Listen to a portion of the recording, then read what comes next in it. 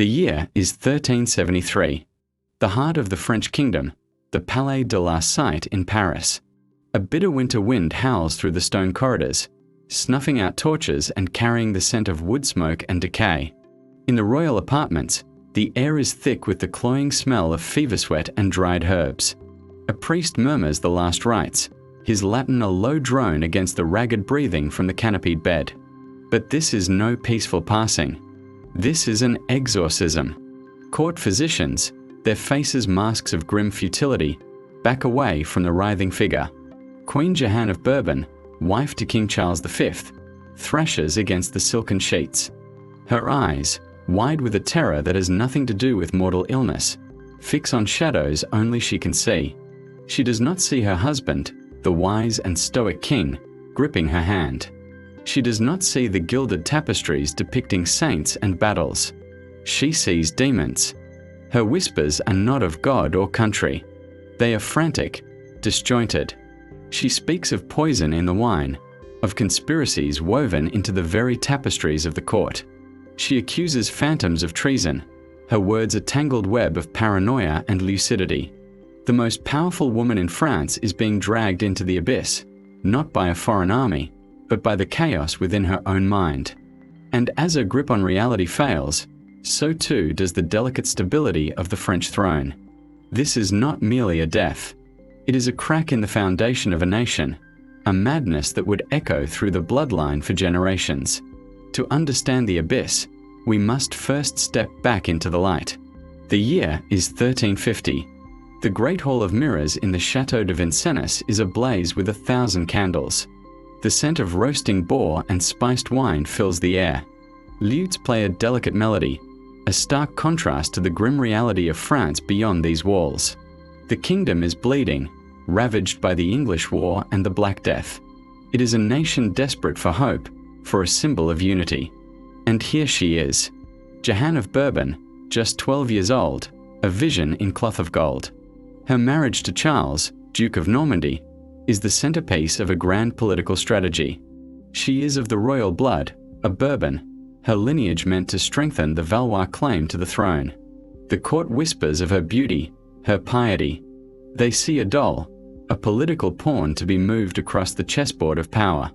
They do not see the fragile vessel, the mind already shadowed by a terrible inheritance. For madness, in the 14th century, was not an illness. It was a curse, a divine punishment, or, for the enemies of the crown, a convenient political weapon. The court physicians, with their leeches and astrological charts, spoke of an imbalance of the four humours. They could not name the spectre of hereditary schizophrenia that stalked the royal houses of Europe. They could not see the ghost in the bloodline, waiting for its moment to manifest. For years, Jehanne played her part perfectly. She was the dutiful wife, the beloved queen when Charles ascended the throne as Charles V in 1364. He was called Charles the Wise, a scholar king who preferred his library of over 1,000 manuscripts to the battlefield. Together, they were a picture of cultivated power. They presided over a court that was becoming the cultural heart of Europe. He built the Bastille not as a prison, but as a fortress to protect his people. She bore him heirs, securing the succession. But beneath the glittering surface, the first fissures began to appear. It started with whispers, carried on the cold stone drafts of the Louvre. The queen was changeable. One moment, she would be the epitome of grace, presiding over a banquet with sharp wit and charm. The next, she would retreat into a profound melancholy, a tristesse that no physician could alleviate. Her ladies-in-waiting would find her staring for hours at a crucifix, her eyes hollow. They dismissed it as a woman's fragility, the stress of constant pregnancy and the pressures of court life. Then came the fear. It began subtly. A hesitation before drinking from a goblet, a sidelong glance at a trusted servant. She started to complain of the food tasting strange, metallic. The court physicians, summoned once more, found nothing. They prescribed remedies of crushed pearls and rare spices. But the unease in the queen's eyes only deepened. The paranoia, once a seed, was taking root. King Charles, immersed in the monumental task of rebuilding a shattered France, initially saw it as a passing fancy. He was a man of reason, of logic. His world was one of treaties and tax reforms. How could he comprehend the irrational terror that was slowly claiming his wife? He offered comfort, reassurances. He increased her guard. But every royal action, every precaution meant to soothe her, only confirmed her darkest suspicions. The guards were not there to protect her. They were her jailers. The physicians were not there to heal her. They were the agents of her poisoning. The atmosphere of the court began to curdle. The lively music in the grand halls now seemed forced, a mask over a creeping dread. Courtiers learned to measure their words, their gestures. A misplaced glance could send the queen into a spiral of accusatory silence. The scent of her apartments changed. Less perfume, more the pungent aroma of always burning medicinal herbs and the faint, metallic tang of fear. The breaking point, the moment the private terror became a public spectacle, arrived during a solemn feast celebrating a minor victory against the English. The great hall was packed. The air was thick with the smell of roasted swan and the sweat of hundreds of bodies. Torches flickered, casting dancing shadows on the stone walls. Jehanne sat beside Charles, her face a pale, immobile mask. Then, as a servant offered her the ceremonial cup of wine, she froze. Her eyes, wide and unblinking, fixed on the young man. She did not see a servant. She saw an assassin. She recoiled, her chair scraping harshly against the flagstones. A silence fell, broken only by the crackling of the great fireplace. "You," she whispered, her voice cutting through the quiet. Then, rising to her feet, she pointed a trembling finger. "You have poisoned it. I see it in your eyes. You are all in league against me. All of you." The king tried to calm her, to gently pull her back into her seat. But the dam had broken. The Queen of France, before the entire court, descended into a screaming, weeping fit, accusing lords, ladies, and even bishops of a vast, incomprehensible conspiracy to see her dead. The feast ended not in celebration, but in a stunned, horrified silence. The madness was no longer a secret. It was a crisis of state. The king's face, usually a mask of serene authority, was ashen. He dismissed the hall with a curt wave, the gesture of a man who has just seen his most private shame displayed for all to see. Servants scurried, eyes downcast, as the queen's frantic sobs echoed in the now empty vastness of the hall. The only scent now was the acrid smell of spilled wine and humiliation. Charles V, the wise, was left alone with his wife's unraveling mind, a problem no treaty could solve. This public breakdown changed everything. The Queen's affliction was no longer a private malady but a political vulnerability. The court, a nest of vipers even in the best of times, began to buzz with new and dangerous theories. Whispers slithered through the corridors of the Louvre, carried on the same drafts that chilled the stone. Some said it was a curse, a divine punishment for the king's grandfather, Philip the Fair, and his destruction of the Knights Templar. Others, their voices lower, suggested a more earthly poison. Not a single dose, but a slow, cumulative toxin administered by a hidden enemy. The English, perhaps? Or the ambitious Duke of Anjou, the king's own brother, eyeing the throne? The Queen's own Bourbon family was not above suspicion. In the shadowy arithmetic of power, a mad queen was a liability. A dead queen could be a martyr. A removed queen could clear a path. King Charles was trapped between his heart and his crown. He loved Jehanne. This was the mother of his children, his companion for over 2 decades. But he was also the steward of France. Her madness was a crack in his authority. An unstable queen meant an unstable succession. Their son, the Dauphin Charles, was a sickly boy. The future of the Valois dynasty, so recently secured, now looked perilously fragile. He tried everything his world could offer. He summoned physicians from as far as Italy and the Moorish courts of Spain. They bled her with silver lancets, attempting to drain the melancholic humours they believed clouded her brain. They prescribed potions of ground gemstones and mandrake root, their bitter tastes doing nothing but souring her stomach. They applied plasters of strange herbs to her scalp, filling her rooms with the scent of a bizarre apothecary. Each failed remedy, each painful and humiliating treatment, only deepened Jehanne's conviction that she was under attack. The very hands that sought to heal her were, in her tormented perception, instruments of her torture. The king, in desperation, turned from science to God. He moved the court to the Château de Saint-Germain-en-Laye, hoping the cleaner air and quieter surroundings would soothe her. He commissioned masses to be said for her soul. He brought in relics, a splinter from the true cross, the finger bone of a saint, to be placed in her chamber. The air grew thick with the smell of beeswax candles and frankincense, a holy smoke meant to drive out the unholy influences. For a time, it seemed to work. There were periods of lucidity, blessed respites where the intelligent, gentle woman he had married would return. She would ask after the children, discuss a point of theology, even laugh at a court jester's joke.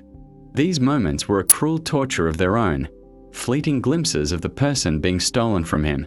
They offered hope, only to have it dashed more brutally each time the darkness returned. And the darkness always returned. The paranoia became her constant companion. She refused to eat unless a taster sampled every dish before her, and sometimes not even then. She would wake the entire household in the dead of night, screaming that she could hear conspirators plotting in the walls. Her once beautiful face became gaunt, her eyes perpetually ringed with the shadows of sleepless terror. She was a ghost haunting her own life, a queen imprisoned in a fortress of her own fears. The political consequences began to ripple outward. Diplomatic functions were cancelled. Foreign ambassadors sent worried reports back to their masters, describing the strange sickness of the French queen. The Duke of Anjou was seen more frequently in council, his voice growing louder in the king's ear. The court fractured into factions, some loyal to the suffering queen, others seeing an opportunity in the impending regency should the king predecease his unstable wife. The year is 1373. The brief respites cease entirely. The queen takes to her bed, not in a dignified decline, but in a state of frantic, bedridden terror. The final descent has begun. The physicians have given up, their humoral theories and astrological charts useless against the storm in her mind. Now, it is the priests who hold sway in the royal bedchamber. The last rites are not just a preparation for death, but a final, desperate battle for her soul against the demons the world could not name. King Charles sits vigil, his face etched with a grief deeper than any caused by battlefield loss. He holds a thin, fevered hand, listening to her rasping breath and delirious murmurs. She is speaking to phantoms again, accusing the shadows of treason. In one moment of shocking clarity, her eyes focus on him. There is a flicker of recognition of the woman she was. She grips his hand with a surprising strength. "They are coming for the boy, Charles," she whispers, her voice a dry rustle. "They will not stop with me. They are in the blood."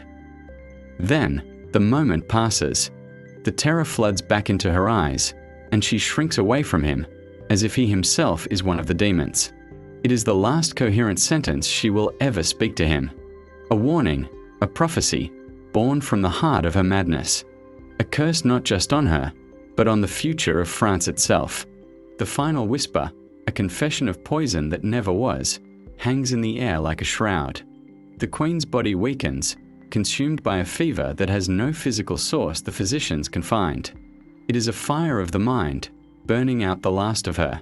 On the 6th of February, 1378, in the cold heart of a Parisian winter, the struggle ends. Jehanne of Bourbon, Queen of France, is dead. The silence that follows is more terrible than the screams. The court holds its breath. The king emerges from the bedchamber, his face a stone mask of grief. The official pronouncement is made. The queen has died of a lingering illness. But no one in the palace, from the highest lord to the lowliest scullion, believes that to be the whole truth. They have all heard the whispers, witnessed the accusations. They have smelled the strange herbs and heard the priest's Latin chants warring with her terrified cries. Her death feels less like a passing and more like an exorcism that has finally, violently, succeeded. The funeral is a spectacle of sombre grandeur. The Cathedral of Notre Dame is draped in black. The air is thick with the smoke of 1,000 votive candles. their honeyed scent failing to mask the underlying odor of damp stone and mortality. The nobility of Europe files past her tomb, their faces arranged in masks of solemn respect. But their eyes are restless, calculating. The most dangerous piece on the board has been removed. The game has changed. For King Charles V, the wise, the loss is catastrophic. He retreats into his library, surrounded by his beloved books, but their wisdom offers no comfort. He is a man broken. The stress of ruling a fractured kingdom, compounded by the decade-long torment of his wife's illness, has ravaged his own health. He becomes thin, plagued by a weakness the physicians call la maladie, a vague and fatalistic diagnosis. He rules for only 3 more years, a ghost of the king he once was, his policies growing more cautious, his spirit eroded. When he dies in 1380, it is not with the strength of a warrior king, but with the weary sigh of a man defeated by sorrows no crown could deflect. And now, the Queen's final, delirious warning begins to manifest. They are coming for the boy. The boy is their son, who ascends the throne as Charles VI. He is just 11 years old. A regency is established, and the vipers Jehanne feared descend in a feeding frenzy. The king's uncles, the Dukes of Anjou, Berry, and Burgundy, tear the kingdom apart in their struggle for power and wealth, plundering the treasury Charles V had so carefully built. The court becomes a snake pit of intrigue, exactly the kind of poisonous environment his mother's shattered mind had prophesied. For a time, the young king seems to escape the shadow. He is crowned. He marries. He is called Charles the Beloved. He is a handsome, vigorous young man, and the kingdom dares to hope. But the ghost in the bloodline was only waiting. The horror returns on a hot August day in 1392. The king is leading a military expedition through a forest near Le Mans. The air is thick with dust and the smell of sweat and pine. A sudden, shattering noise, a lance clattering against a helmet, triggers something deep within him. Without warning, he draws his sword, screams that he is betrayed, and attacks his own men. It takes multiple nights to subdue their raving monarch, who does not recognize his own brother. The madness of Jehanne of Bourbon has not died with her. It has slept, and now it has awoken in her son with a ferocity that eclipses her own. Charles VI's reign descends into a long, dark nightmare. For the next 30 years, he is plagued by periodic fits of insanity. He becomes the Mad King. He forgets his own name, does not recognize his wife and children. He runs through his palace, howling like a wolf, convinced he is made of glass and will shatter if touched. The court is no longer just a place of political intrigue. It becomes a madhouse, a theater of the absurd and the terrifying. The Queen's phantom conspiracy was real, but it was not woven by courtiers. It was encoded in his very DNA, a biological treason passed down from his mother. The fallout is absolute. With a king who is periodically a lunatic, France spirals into chaos. The power struggle between the royal dukes intensifies, fracturing into the bloody conflict between the Armagnacs and the Burgundians. The English, seeing the kingdom tearing itself apart from the inside, see their chance. They return with a vengeance, culminating in the catastrophic French defeat at the Battle of Agincourt in 1415. The fields of Agincourt are not just mud and blood. They are the physical manifestation of a royal madness, a nation collapsing because its ruling mind has shattered. The long-term consequences are etched into the map of Europe. The Treaty of Troyes in 1420, signed in the depths of the king's incapacity, disinherits his own son and names the English king, Henry V, as heir to the French throne. France, the most powerful kingdom in Christendom, is brought to its knees, its sovereignty nearly extinguished. All of this can be traced back, through a tangled line of cause and effect, to the tormented mind of a queen and the hereditary curse she unknowingly carried and passed on. The debate among historians is a quiet, scholarly one, but no less intense for its lack of shouting. Was it schizophrenia, as we might diagnose it today? A severe form of postpartum psychosis, aggravated by the immense pressure of her role? Or was it, as her contemporaries believed, something else entirely? A divine punishment? A demonic possession? Some modern historians even point to porphyria, the same royal malady that would centuries later afflict King George III of England, with its symptoms of abdominal pain, insomnia, and psychosis. The evidence is fragmentary, written by chroniclers who lacked our medical vocabulary.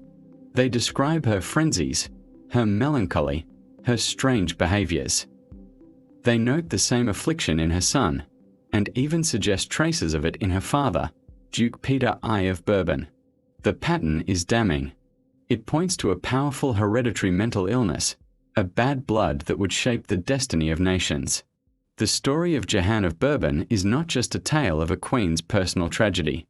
It is a chilling reminder of how fragile the structures of power are, how the fate of millions can hinge on the biological and mental frailties of a single individual, how a madness born in the quiet confines of a royal bedchamber can spill out to drench entire fields in blood and alter the course of history for 100 years. Her legacy is not one of buildings built or laws passed. It is the legacy of a whisper in a fevered dream, a warning that went unheeded because it was uttered by a mind deemed lost. The stone effigy of Jehanne of Bourbon lies in the royal necropolis at Saint Denis, her face a placid, eternal mask of queenly grace. It is a lie carved in limestone. The true monument to her reign is the chaos that outlived her, a phantom dynasty of madness ruling from a shadow throne. Her son, Charles VI, is now the puppet of his own fractured mind. The court he is meant to command has become his asylum. The air in the Hotel St. Paul, his Parisian residence, is thick with the smell of fear and forgotten meals. He cowers in a corner, his royal robes torn and soiled. 4 months at a time, he does not know he is king. He does not recognize his wife, Isabeau of Bavaria. He screams that his name is George, that his coat of arms is a lion pierced by a sword. His physicians are powerless. They drill holes into his skull, a brutal procedure called trepanning to release the evil spirits pressing on his brain. The sound of the drill, the coppery smell of blood, it is all a grotesque echo of the treatments his mother endured. The curse is repeating itself, but this time with the full, destructive force of a crowned king. The political consequences are immediate and catastrophic. France is not just leaderless, it is steered by a ghost at the wheel during a storm. The kingdom fractures into warring camps, orbiting around the unstable son of the mad king. On one side, the Armagnacs, loyal to the king's brother, Louis of Orleans. On the other, the Burgundians, led by the king's cousin, John the Fearless. The queen, Isabeau, is caught in the middle, a foreigner navigating a labyrinth of ambition and insanity, her every decision scrutinized, her loyalty questioned. The court Jehanne had feared as a nest of conspirators has become exactly that, but the conspiracy is no longer a phantom of her imagination. It is real, it is armed, and it is drenching France in blood. The streets of Paris, once a symbol of Capetian power, run with it. In 1407, John the Fearless has Louis of Orleans brutally assassinated on a Paris street, the cobbles slick with his blood and brains. The act is a point of no return. It is not a secret poisoning, the kind Jehanne had hallucinated. It is a public, brazen declaration that the rules of kinship and chivalry are dead. The civil war that follows is a slow-motion suicide of the French state. Towns are sacked, fields are burned, and the people, the ones Jehanne and Charles V had once sought to protect, are the ones who suffer most. And watching from across the channel, the English kings see their ancient enemy tearing itself apart. They see a crown, tarnished by madness and drenched in fraternal blood, ripe for the taking. The stage is set for the final, devastating act of the tragedy Jehanne's illness had set in motion. In 1415, the young, ambitious King Henry V of England lands in Normandy. The French army that marches to meet him at Agincourt is a fractured thing. It is riven by the feud between Armagnac and Burgundian, its command structure a confused mess of competing loyalties. There is no strong, central mind to direct it. The ghost of Charles the Wise is long gone, replaced by the incoherent ramblings of his son. The field at Agincourt is a sea of churned, thick mud. It rains incessantly, the downpour a cold, miserable prelude to the slaughter. The French knights, weighed down by their heavy armor, sink into the muck. They are packed too tightly, their discipline shattered by arrogance and internal rivalry. The English longbows hum, a sound like a swarm of deadly insects. The arrows fall in a steel-tipped rain, punching through armor, finding the gaps, turning the muddy field into a hellish landscape of screaming men and dying horses. The defeat is not just a loss. It is an annihilation. The flower of French chivalry is cut down. Thousands die. The news reaches Paris like a physical blow. The king, in one of his rare moments of lucidity, is said to have wept uncontrollably. But his grief is the grief of a child. He cannot comprehend the geopolitical catastrophe his incapacity has helped to engineer. The madness behind the throne has now directly led to the destruction of its army. Henry V marries Charles VI's daughter, and in the Treaty of Troyes of 1420, the unthinkable is made law. The mad king is forced to disinherit his own son, the Dauphin Charles. The crown of France is willed to Henry V of England. The Valois dynasty, built over centuries, is legally extinguished, betrayed not by a foreign power alone, but by the rotten luck of heredity. The debate among historians is a quiet, grim autopsy. How much can be blamed on Jehanne's genes? Could a stable, strong monarch have prevented the civil war, unified the nobility, and stopped Henry V at the coast? The answer is almost certainly yes. The France of Charles V, the Wise, had been resilient, financially sound, and militarily reformed. It was a fortress. His son's madness did not just weaken the walls, it opened the gates and invited the enemy in. The long-term consequences stretch for decades. After the deaths of both Henry V and Charles VI in 1422, the conflict becomes the epic struggle we know as the 100 Years' War.